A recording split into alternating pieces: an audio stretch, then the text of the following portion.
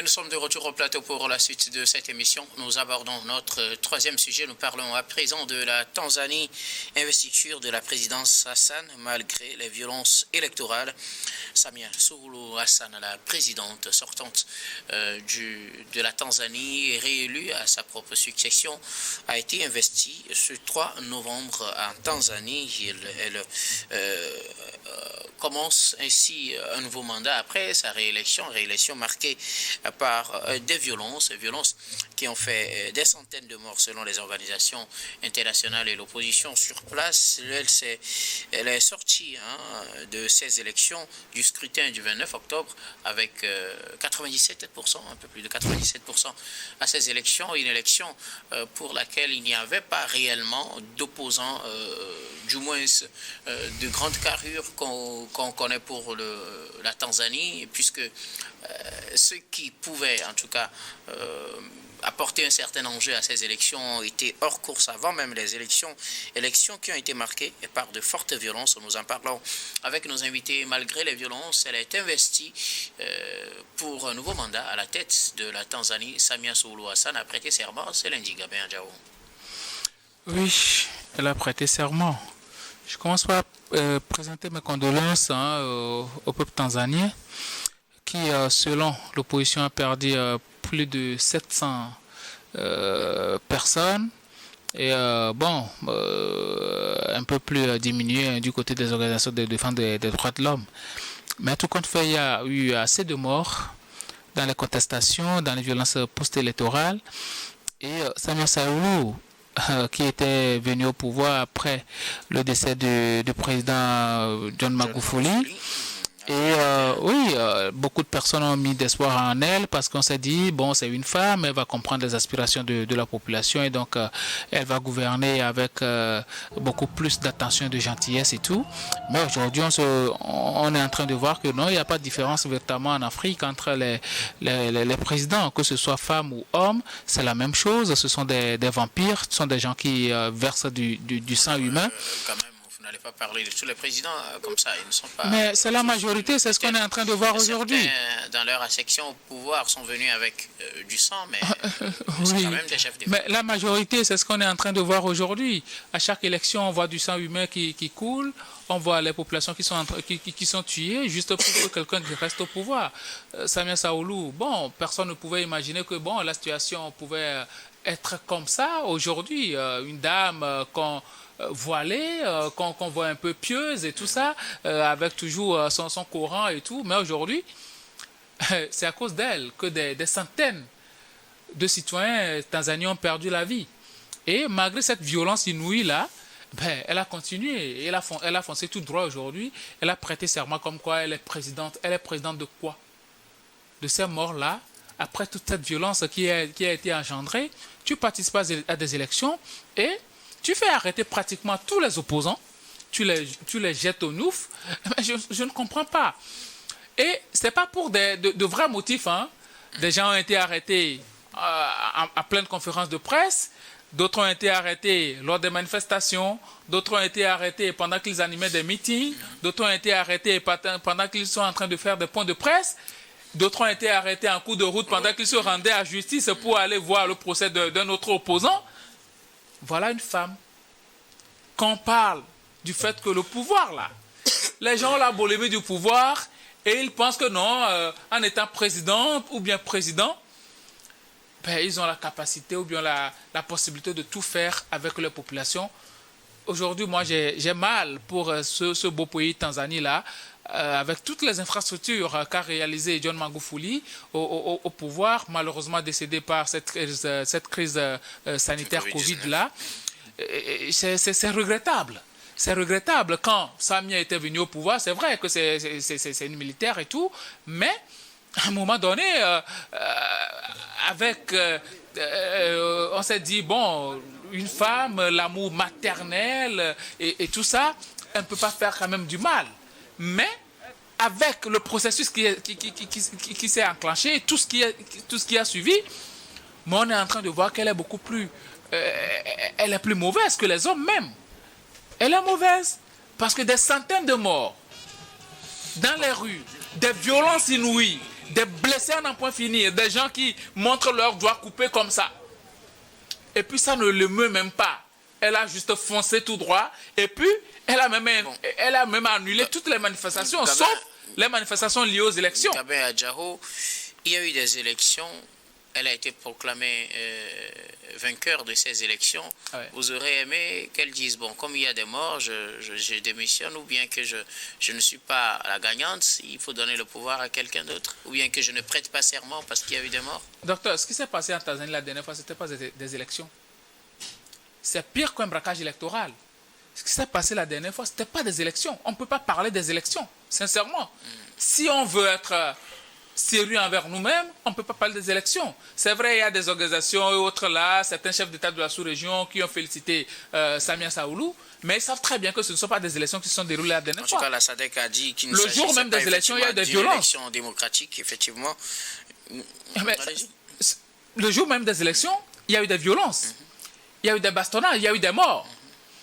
Et après, les institutions sont au bord de Samia Sawulu, que ce soit le Conseil constitutionnel, que ce soit leur CENI à eux, ben, ce sont des institutions qui sont au bord quand même de Samia Sawulu. Et donc, ils ont proclamé des résultats. Je ne suis même pas sûr qu'ils ont pu lire ce qui était sorti des urnes. C'était des résultats préfabriqués, comme ça se passe la plupart du temps dans les pays africains. Et j'ai mal qu'aujourd'hui, on est en train de voir que on retourne pratiquement dans les années 70, 80, autres là. À l'époque, des violences, des partis uniques et autres. C'est ce qu'on est en train de constater aujourd'hui. Parce que pratiquement toutes les élections organisées dernièrement en Afrique, c'est que des violences. Au Cameroun, ce n'est pas encore fini. Côte d'Ivoire, ce n'est pas encore fini. Tanzanie, c'est encore en cours. On ne sait pas si elle va pouvoir tenir ou pas. Quel pays aussi? Guinée-Bissau aussi qui vient. C'est un président qui lui-même avait dit non, sa femme l'a conseillé de ne pas briguer un autre mandat. Ça ne fait pas objet de aujourd'hui, Gabin Adjao. Tout compte fait aujourd'hui, il y a des contestations un peu partout. Donc, pratiquement en Afrique, on est en train de retourner à l'époque de, comment on dit, moyenâgeux. C'est une époque moyenâgeuse qu'on est en train de vivre actuellement. Donc, Samia Sawulu, son cas, ça m'interpelle véritablement parce que, dans les normes, c'est une femme, c'est une maman, et donc, il y a certaines situations qui doivent l'interpeller. Quand on parle des hommes, ben, quand les femmes viennent, c'est d'ailleurs la raison pour laquelle beaucoup de pays font la promotion du genre, la promotion de la femme. Mais, on est en train de remarquer que ces femmes, quand elles occupent des postes de responsabilité, elles sont pires que les hommes.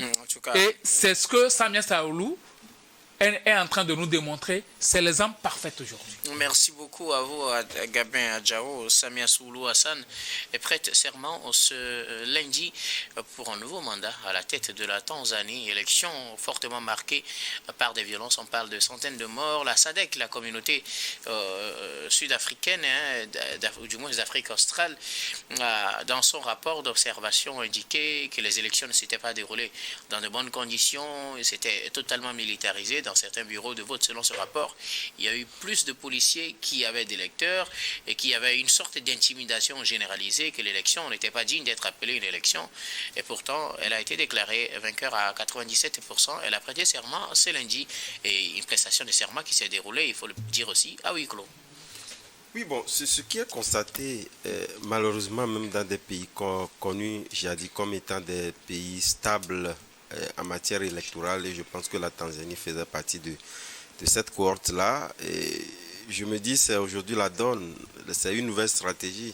Il faut tout simplement écarter les oppositions pour remporter les élections. Vous voyez que, en tout cas, cette stratégie-là se multiplie dans pas mal de pays africains qui ont toujours, en tout cas, cette démocratie entre griffes exprimée.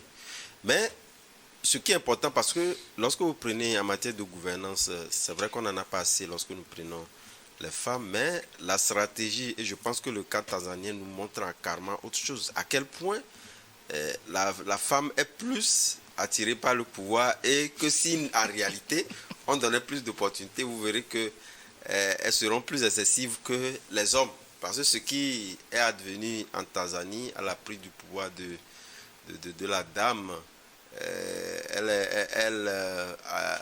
les Tanzaniens espéraient véritablement une présidence qui devait donc aspirer espoir, etc., pour en réalité que maintenir l'élan de développement, l'élan démocratique exprimé par son prédécesseur défunt, à qui elle a assuré Magufuli, qu'elle a assuré donc la transition et elle a pris goût, et justement elle a imposé donc une force inouïe, parce que ce qui s'est passé, je pense que vous prenez l'ONU, l'Union européenne et pratiquement la communauté internationale qui était venue pour l'observation des élections, chacun a exprimé quand même son désarroi face à la tension, face à la force excessive exprimée lors de ces élections-là. Et donc je me dis que c'est vrai qu'elle a prêté serment. D'ailleurs, mais les élections étaient proclamées, personne ne s'y attendait, parce que quelque part, vu les exactions qui sont produites, je me disais qu'en réalité, on devait encore peut-être exprimer autre chose avant d'aller donc à cette proclamation. Et ça, elle est très très vite du jour au lendemain. Ça voudrait dire quelque part qu'elle-même, elle est consciente qu'en réalité, ça ne va pas. Et dans son discours, elle n'a pas manqué donc de le dire, sauf que elle a pris en partie pratiquement la population pour donc accepter ce qui est advenu et qu'on puisse donc aller à une gouvernance. Or, ça ne se passe pas comme ça. Lorsque, en tout cas, les élections sont émaillées de violence, je pense que la gouvernance également en partie. Et justement, et lorsque vous n'avez pas les mains libres en réalité, un pays assez divisé, puisque, regardez, la population dans la grande majorité aujourd'hui exprime également un désarroi face à ce qui s'est produit. C'est vrai que vous allez gouverner, mais lorsque vous n'avez pas une population soudée derrière vous, où pratiquement cette élection, comme moi j'ai l'habitude de le dire, devait être des moments de gaieté, et qu'on arrive donc à cette situation-là, vous convenez qu'avec moi que vous aurez quand même des difficultés à pouvoir donc gouverner, ou pratiquement vous aurez vous ne serez pas bien vu au sein de la population, ce qui est dommage et malheureux. Mais je prends quelque part également que cette opposition également devait encore avoir des jours assez glorieux devant elle si elle s'y prenait bien. Parce que quelque part, si l'opposition en est arrivée là, quelque part, moi je pense que c'est cette division-là qu'on a toujours constatée au sein de l'opposition, qui en réalité chacun tire le drap de son côté et n'arrive pas véritablement à parler d'une seule et même voix, qui amène en réalité les présidents sortants à exprimer une telle violence donc et à pouvoir donc proclamer des comme 97%, comme nous avons constaté au niveau de la Tanzanie. Mais dans ce cas, par exemple, les opposants les plus charismatiques qui devaient participer à ces élections étaient hors course depuis. Ce n'est pas qu'ils sont allés en rang dispersé. Ils n'ont pas été candidats à ces élections parce que la plupart, comme le disait Gabin, ont été arrêtés même avant des mois avant l'organisation de ces élections. Oui, ont été arrêtés, mais quelque part, est-ce que c'est vrai? Nous parlons des opposants parce que lorsque vous remontez un peu l'histoire que vous voyez, il y a toujours des motifs, même si ces motifs-là sont pour la plupart jugés comme étant dans des motifs fallacieux. L'expression de pouvoir opprimer la population et les oppositions pour gagner ces élections-là était exprimée. Personne ne dit non. Mais quelque part, les oppositions, comme je l'ai dit également, dès en l'entame, c'est vrai, ils ont été arrêtés, etc. Mais l'expression commune n'a pas été exprimée dès en l'entame, pour en réalité tenir force et tête à cette présidente-là dès le départ. Et c'est ce qui a faussé. Et ça fragilise l'opposition et permet en réalité au président ou à la présidence sortante de pouvoir donc dérouler son agenda de violence, puisque c'est de violence en violence. On a vu, comme vous l'avez dit, les gens arrêtés, les manifestations qui ont été donc interdites, vous le faites, donc vous êtes reprimés. Et ça a arrivé jusqu'à la campagne et aux élections. Donc vous voyez que quelque part également, à part les oppositions, comme je l'ai dit, moi je parle des solutions, puisque demain, qu'on ne puisse pas donc arriver à une répétition, la communauté internationale également, puisque c'est vrai que lors d'un débat ici, nous l'avons dit, lorsque vous prenez les mécanismes d'alerte précoce de la communauté internationale dans tous les pays actuellement, ne s'est plus exprimé. Et donc on ne voit pas arriver le danger, on attend véritablement comme ce qu'a exprimé l'Union européenne et les Nations unies. Et ils sont venus justement constater, c'est comme des gens qui sont venus après que les dégâts soient commis, on essaie donc de produire des rapports, etc. Mais ça va donner quoi? Le mal est déjà fait. Donc il faudrait quand même que la communauté internationale puisse activer davantage les mécanismes d'alerte précoce pour enrayer ou éviter qu'on en arrive là. Voilà. Merci beaucoup.